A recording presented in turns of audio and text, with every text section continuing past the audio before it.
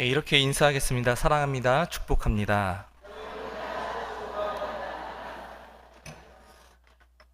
네, 사랑하는 성도 여러분, 오늘 우리가 함께 나눌 하나님의 말씀은 한 인간이 느낄 수 있는 가장 큰 감격, 그리고 뜨거운 사랑이 담겨 있는 한 통의 편지로부터 시작이 됩니다.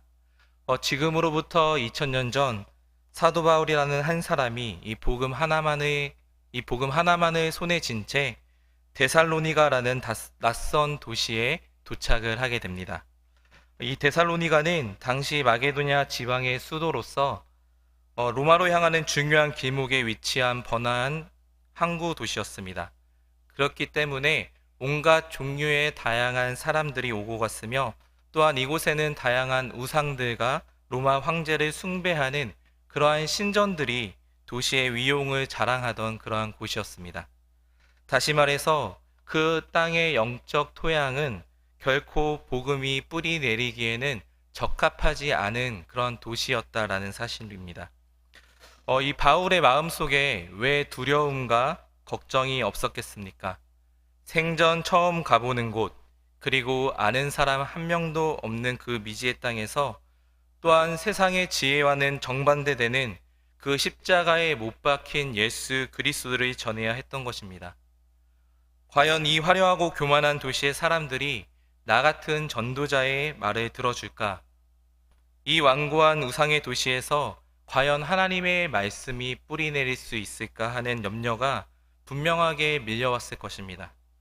그러나 바울은 이 자신의 연약함에 머무르지 않았던 것을 우리가 볼 수 있습니다. 그는 그곳에 도착하자마자 늘 하던 대로 먼저 흩어져 살던 동족 유대인들을 찾아서 회당으로 들어갔습니다. 왜 회당에 들어갔을까요? 그들은 이미 이 구약 성경을 통해서 메시아를 기다리고 있었기 때문에 이 하나님의 약속을 알고 있었습니다. 그렇기 때문에 사도 바울은 제일 먼저 유대인의 회당에 가서 그들을 찾았던 것입니다. 그래서 바울은 그들에게 구약의 수많은 예언이 어떻게 이 예수 그리스도 안에서 성취되었는지를 힘있게 증거를 합니다. 그리스도께서 고난받으시고 죽은 자 가운데서 살아나신 것을 증언하고, 내가 너희에게 전하는 이 예수가 바로 그 그리스도다라고 이렇게 담대하게 선포한 것입니다. 그런데 그곳에서 아무도 예상치 못한 그런 놀라운 일이 벌어집니다. 바울이 전하는 이 복음의 성령의 능력이 강력하게 임하면서 사람들의 마음이 열리기 시작했다라는 사실입니다. 마치 오랜 가뭄으로 바싹 말라 갈라진 논바닥이 이 단비를 빨아들이듯이 데살로니가 사람들의 이 공허한 영혼에 생명의 말씀이 흡수된 것입니다. 이 반응이 얼마나 폭발적이었던지 바울 일행은 이 3주라는 비교적 짧은 기간 동안 날마다 그곳에 머무르면서 복음을 가르치고 또한 그들에게 전도할 수 있었습니다. 그리고 그 자리에는 이 유대인들 뿐만 아니라 하나님을 경외하던 경건한 헬라인들과 심지어 그 지역의 여론을 주도하며 이 막강한 사회적 영향력을 가졌던 그 상류층 기부인들까지 다수 참여하여서 예수님을 믿고 또한 주님께로 돌아오는 그런 역사가 일어났다라는 것입니다. 이것은 결코 바울의 유창한 설득이나 논리 때문이 결코 아닙니다. 하나님께서 이 사도 바울과 디모데 그리고 실라와 함께 하시면서 그들이 전하는 복음에 이 하늘의 능력을 더해줬기 때문에 이 모든 일이 가능했다라는 것입니다. 하지만 빛이 강할수록 그림자는 어떠합니까? 그림자 자체도 매우 짙어지는 법입니다. 이 놀라운 영적 부흥을 눈앞에서 목격한 유대인들 중 일부가 그들을 향한 시기와 질투가 커졌다라는 것입니다. 그들은 시장의 불량배들을 동원해서 이 도시 전체에 소란을 일으켰고, 결국에는 이 바울과 그의 일행을 잡아내기 위해서 이 야손이라는 성도의 집을 습격하는 폭동으로까지 번지게 됩니다. 그로 인해 상황은 매우 위급해졌고 바울의 생명은 경각에 달려 있게 됩니다. 이때 복음을 받아들인 지 얼마 되지 않은 이 데살로니가의 새로운 성도들이 이때 나서기 시작을 합니다. 그들은 자신들의 영적 아버지인 바울을 보호하기 위해서 이 한밤중에 몰래 그를 성 밖으로 피신시켜 다른 도시로 보내야만 했습니다. 그날 이후 이 바울은 다시는 이 데살로니가에 들어갈 수 없었습니다. 그의 마음이 얼마나 안타깝고 고통스러웠을까요? 어떻게 보면 이제 막 복음의 믿음의 싹을 틔운 어린 성도들, 온갖 핍박과 환란의 폭풍우 속에 놓인 갓 태어난 교회를 더 돌아보고 더 기도하며 격려하며 믿음 위에 굳건히 세워주고 싶었는데 이 사탄의 방해로 인해서 그 길이 막혀버렸다라는 것입니다. 그래서 그는 타는 듯한 그리움과 안타까움을 이 펜을 들고 이렇게 편지를 쓴 것입니다. 그렇게 쓰인 편지가 바로 오늘 우리가 함께 읽은 이 데살로니가 전서입니다. 얼마 후 바울에게 디모데를 통해 데살로니가 교회에 있는 이 데살로니가 교회에 대한 소식이 들려옵니다. 그가 떠나온 후에도 그들은 이 핍박의 손길에 이 핍박의 불길은 더욱더 강해졌고 더욱더 많은 핍박을 당했다라는 것입니다. 예수님을 믿는다라는 이유로 기부인들은 남편에게 모진 박대를 당하고 심지어 가정에서 쫓겨났으며 또한 어떤 이들은 평생의 일터와 또한 사회적 관계를 모두 잃어버리는 그런 고통을 겪게 된 것입니다. 이 3주라는 아주 짧은 시간 동안 잠깐 이 복음을 들었을 뿐인데 그들이 감당하기에는 너무나 큰 벅찬 시련이 그들에게 다가온 것입니다. 그런데 놀랍게도 그들은 그 작은 복음의 믿음의 불씨를 꺼뜨리지 않고 꺼버리지 않고 끝까지 신앙을 지켜냈다라는 것입니다. 심지어 그들은 그 핍박 속에서 기쁨을 잃지 않았고 더 나아가 주변의 모든 지역을 향해서 예수님의 복음을 전파하는 그러한 능력 있는 증인의 삶을 살고 있다라는 그러한 감격적인 소식을 이 바울은 듣게 된 것입니다. 이 소식을 들었을 때 사도 바울의 마음을 우리가 한번 상상해 보기를 원합니다. 얼마나 가슴이 뛰고 흥분이 되었을까요? 자신이 전한 복음의 씨앗이 온갖 비바람과 폭풍우 속에서도 이렇게 아름답고 튼튼한 열매를 맺고 있다는 사실에 얼마나 큰 위로를 받을 수 있겠습니까? 이 주체할 수 없는 감격 속에서 바울은 이렇게 외치고 있는 것입니다. 오늘 본문 19절과 20절입니다. 우리 함께 읽도록 하겠습니다. 우리의 소망이나 기쁨이나 자랑의 면류관이 무엇이냐? 그가 강림하실 때 우리 주 예수 앞에 너희가 아니냐. 아멘. 우리 꿈이니라. 아멘. 바울은 왜 이토록 흥분하고 감격했을까요? 단순히 교회가 성장했다라는 사실 때문은 아니었습니다. 그 이유는 그가 전도한 한 영혼을 통해서 이 세상의 기준과 자격의 선을 지우시고 일하시는 위대하신 하나님을 보았기 때문입니다. 우리가 오늘 본문 말씀을 통해서 한 영혼이 구원받을 때 일어나는 그런 놀라운 영적 비밀과 그 가치를 깨닫는 저와 여러분들이 되시기를 소망합니다. 첫 번째로 분명한 재림 신앙이 있었기 때문에 가능했다라는 것입니다. 바울의 벅찬 감격과 그 가장 깊은 곳에는 이 예수 그리스도의 다시 오심, 즉 재림에 대한 확고하고도 분명한 신앙이 그들에게는 자리 잡고 있었다라는 것입니다. 19절에 보면은 그는 그가 강림하실 때라고 명확하게 언급을 합니다. 이것은 막연한 기대나 추측이 아니었습니다. 예수님께서 하늘로 올라가실 때에 천사들은 주님을 바라보던 제자들에게 너희 가운데서 하늘로 올려지신 이 예수는 하늘로 가심을 본 그대로 오시리라 라고 약속을 했습니다. 또한 성경의 마지막 책인 요한계시록에서 주님은 친히 내가 속히 오리라 라고 반복해서 약속하셨습니다. 주님은 이 악하고 불의한 세상을 심판하시고 또한 영원한 하나님의 나라를 완성하기 위해서 반드시 다시 오신다라는 것입니다. 사도 바울은 바로 그날을 너무나도 생생하게 믿고 바라보며 살았던 것입니다. 그의 모든 삶의 가치관과 우선순위는 주님이 다시 오시는 그날이라는 이 종말론적 관점에 의해서 재정렬되었던 것입니다. 성도 여러분, 우리 인생에 왜 소망이 있습니까? 이 땅에서 뜻을 다 펴보지 못하고 억울하게 실패하고 넘어지는 슬픔을 겪고도 우리가 결코 절망하거나 스스로 생을 포기하지 않는 이유가 무엇이겠습니까? 그것은 바로 주님이 다시 오시는 그날이 있기 때문입니다. 그날이 되면은 이 땅에서 우리가 흘렸던 모든 눈물을 주님이 친히 닦아주시고 우리의 모든 슬픔과 고통, 아무도 알아주지 않았던 서러움을 다 위로해 주실 것을 우리가 믿기 때문일 것입니다. 주님이 오시는 그날 과연 어떤 일이 일어나게 되겠습니까? 바울은 그날을 마음속에 그려볼 때마다 흥분을 감추지 못한 것을 볼 수 있습니다.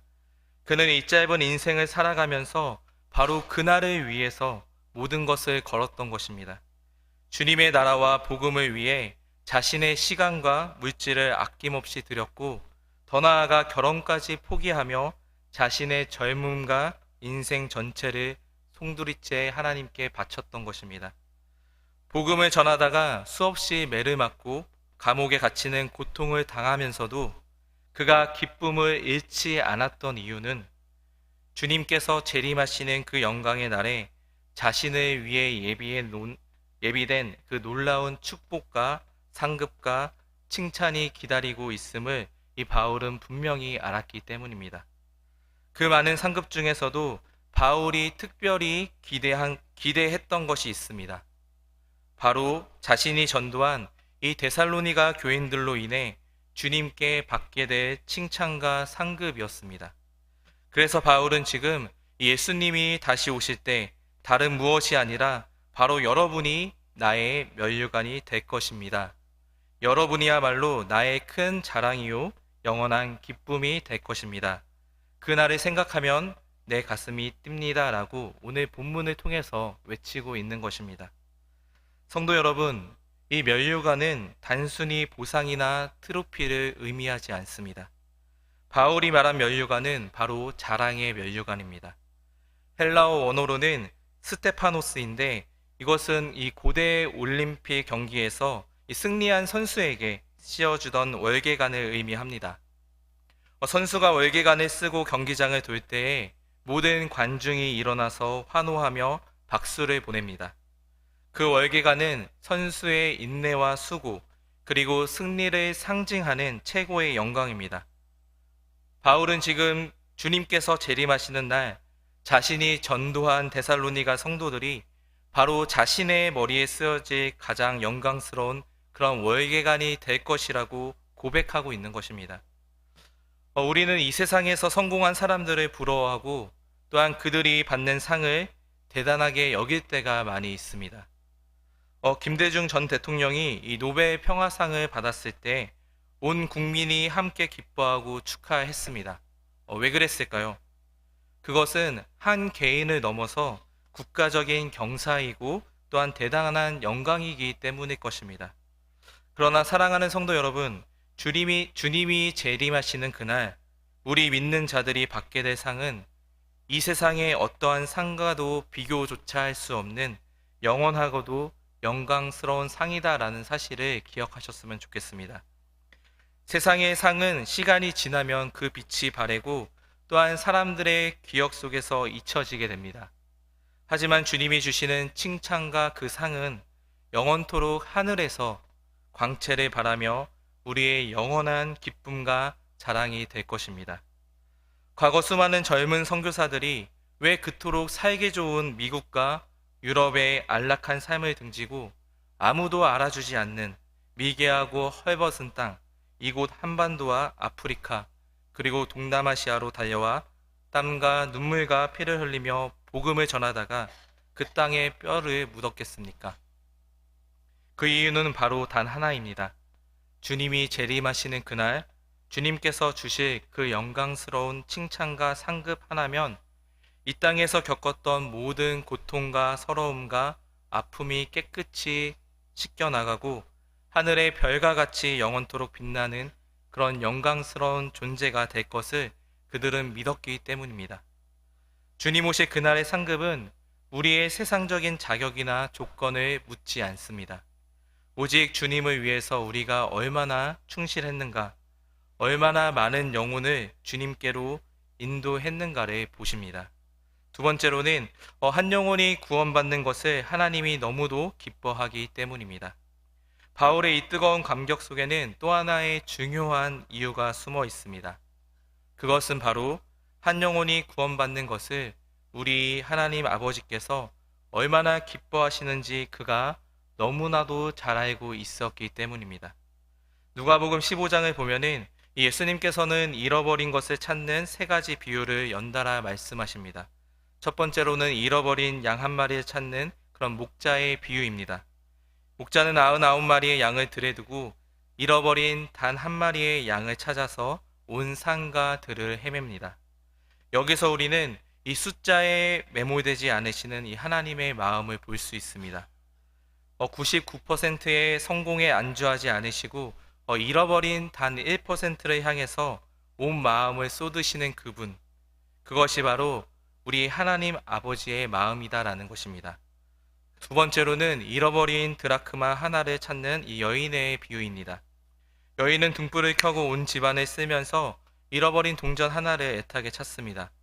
여기서 우리는 잃어버린 한 영혼을 향한 하나님의 적극적인 그런 열심을 볼 수 있습니다. 하나님은 그저 죄인이 돌아오기만을 수동적으로 기다리시는 분이 아니십니다. 빛을 비추고 온 세상을 샅샅이 뒤져서라도 그 잃어버린 영혼을 찾아내고야 마시는 분이시다라는 것입니다. 그리고 마지막 세 번째로 바로 우리가 잘 알고 있는 잃어버린 아들을 기다리는 아버지의 비유, 즉 탕자의 비유입니다. 아버지는 재산을 탕진하고 거지가 되어 돌아온 둘째 아들이 돌아오기만을 애타게 기다립니다. 날마다 문 밖에 서서 아들이 돌아오나 살핍니다. 성경은 하나님 아버지가 바로 이런 마음으로 죄인들이 회개하고 돌아오기를 기다린다라고 말씀합니다. 그런데 바울이 이 데살로니가에 가서 복음을 전하자 이 잃어버린 영혼들이 아버지께로 돌아오기 시작한 것입니다. 그때 하나님 아버지의 마음이 어떠셨을까요? 얼마나 감격하고 기뻐하셨을까요? 성경은 한 죄인이 회개하고 돌아오면 하늘에서는 의인 99으로 말미암아 기뻐하는 것보다 더 큰 잔치가 벌어진다라고 말씀합니다. 돌아온 한 영혼, 구원 얻은 한 영혼, 이보다 더 귀하고 소중한 것은 없다라는 것을 꼭 기억하셨으면 좋겠습니다. 하나님은 그 영혼이 과거에 어떠한 삶을 살았는지, 얼마나 큰 죄를 지었는지, 사회적으로 어떠한 평가를 받는지 그 어떠한 자격도 묻지 않으십니다. 그저 잃어버렸던 내 자녀가 돌아왔다는 사실 그 하나만으로 모든 것을 용서하시고 가장 좋은 옷을 입히시고 손에 가락지를 끼우며 이 기쁨의 잔치를 벌이시는 분이 바로 우리 하나님 아버지다라는 사실을 믿으시기 바랍니다. 바울은 이 사실을 알고 있었습니다. 그렇기 때문에 자신이 전도하여 주님께로 돌아온 데살로니가 교인들을 보면서 하나님께서 얼마나 기뻐하실지, 그리고 그들을 인도한 자신을 주님께서 반드시 칭찬하시고 상 주실 것을 확신했던 것입니다. 이것은 저와 여러분에게도 동일하게 적용이 됩니다. 성도 여러분, 우리가 하나님을 가장 기쁘시게 해드릴 수 있는 이 최고의 방법이 무엇일까요? 그것은 바로 전도입니다. 우리가 드리는 예배, 기도, 헌금, 봉사 모두 하나님께서 기쁘게 받으십니다. 그러나 잃어버린 한 영혼이 우리를 통해서, 저와 여러분을 통해서 주님께로 돌아올 때만큼 하나님을 가장 기쁘시게 하는 것은 없다라는 것입니다. 우리가 전도에 동참하는 것은 단순히 교회의 의무를 다하는 것이 아니라 하나님의 가장 큰 기쁨에 동참하는 영광스러운 특권이다라는 사실을 기억하셨으면 좋겠습니다. 나로 인해서, 저와 여러분들을 통해서 단 한 사람이 예수님을 믿고 구원을 얻었다면 그것은 세상의 어떤 영광과도 비교할 수 없는 가장 놀라운 상급이 하늘에 예비되어 있음을 믿으시기 바랍니다. 세 번째로, 내가 전도한 그 한 사람을 통해서 하나님이 하실 일을 바라보았기 때문입니다. 바울의 흥분과 감격, 그 마지막 이유 속에는 놀라운 영적인 통찰력이 담겨 있습니다. 그는 단지 눈앞에 있는 몇몇 성도들만을 본 것이 아닙니다. 그는 자신이 전도한 그 한 사람을 통해서 장차 하나님께서 이루실 위대하고 놀라운 미래의 일들을 믿음의 눈으로 바라보았다라는 것입니다. 그리고 이러한 하나님의 일하심은 성경 전체를 통해서 증명이 되고 있습니다. 하나님께서는 언제나 세상이 보기에는 자격 없어 보이는 그러한 사람들을 통해서 가장 위대한 역사를 이루어 오셨습니다. 먼저 오늘 이 편지를 쓰고 있는 사도 바울 자신을 보십시오. 그가 예수님을 만나기 전에는 어떠한 사람이었습니까? 그는 사울이라 불리던 청년으로 당대 최고의 율법학자였던 가말리엘의 문화에서 공부했던 엄청나게 엘리트였던 그런 사람이었습니다. 그리고 율법에 대한 열심이 누구보다도 뜨거웠던 그는 교회를 박해하는 일에 누구보다 앞장섰던 그러한 인물이었습니다. 그는 예수 믿는 사람들을 잡아서 가두었고 심지어 스데반 집사가 돌에 맞아 죽는 현장에서 그 증인으로 서기까지 했던 인물입니다. 그의 기준에서 기독교는 유대교를 위협하는 그런 이단이었고 그는 하나님의 영광을 위해서 이 교회를 파괴하는 것이 자신의 사명이라고 굳게 믿었던 사람이었습니다. 세상의 기준으로 보면은 그는 복음 전도자가 될 자격이 가장 없는 사람 중에 한 명입니다. 오히려 교회의 가장 큰 적이고 가장 큰 장애물인 것입니다.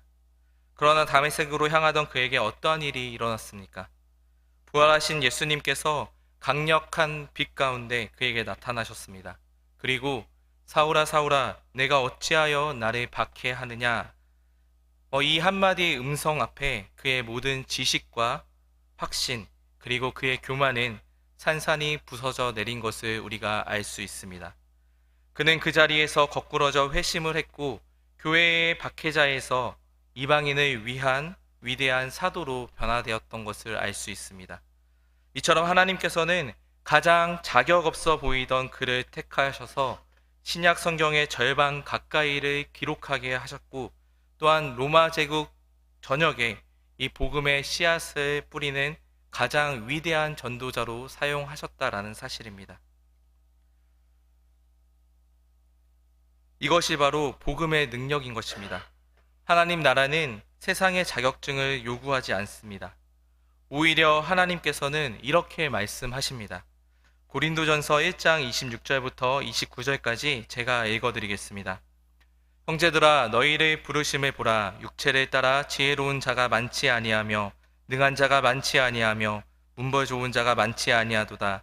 그러나 하나님께서 세상의 미련한 것들을 택하사 지혜 있는 자들을 부끄럽게 하려 하시고 세상의 약한 것들을 택하사 강한 것들을 부끄럽게 하려 하시며 하나님께서 세상의 천한 것들과 멸시받는 것들과 없는 것들을 택하사 있는 것들을 폐하려 하시나니 이는 아무 육체도 하나님 앞에서 자랑하지 못하게 하려 하심이라. 아멘. 이 말씀이 바로 하나님의 일하시는 방식입니다. 하나님은 우리의 약함을 통해서 하나님의 당신의 강함을 드러내시고 우리의 자격 없음을 통해서 하나님의 은혜가 얼마나 큰지를 보여주시는 분이십니다. 내가 가진 것이 많고 배운 것이 많고 또한 능력이 뛰어나서 쓰임받는 것이 절대 아닙니다. 오히려 내가 아무것도 아님을 고백하며 주님 앞에 엎드릴 때에 하나님께서는 우리를, 저와 여러분을 당신의 위대한 역사를 위한 통로로 사용하신다라는 사실입니다. 사랑하는 성도 여러분, 오늘 우리는 이 사도 바울의 벅찬 감격을 통해서 그리고 교회를 핍박하던 사울과 주님을 배신했던 베드로의 삶을 통해서 이 세상의 자격의 선을 지우시고 일하시는 위대하신 하나님을 볼 수 있었습니다.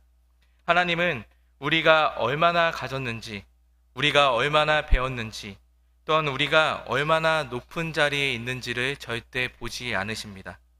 주님께서 다시 오시는 그날에 우리가 쌓아놓은 재산은 불타 없어질 것이고 우리가 누렸던 세상의 명예와 권력은 아무 소용이 없게 될 것입니다.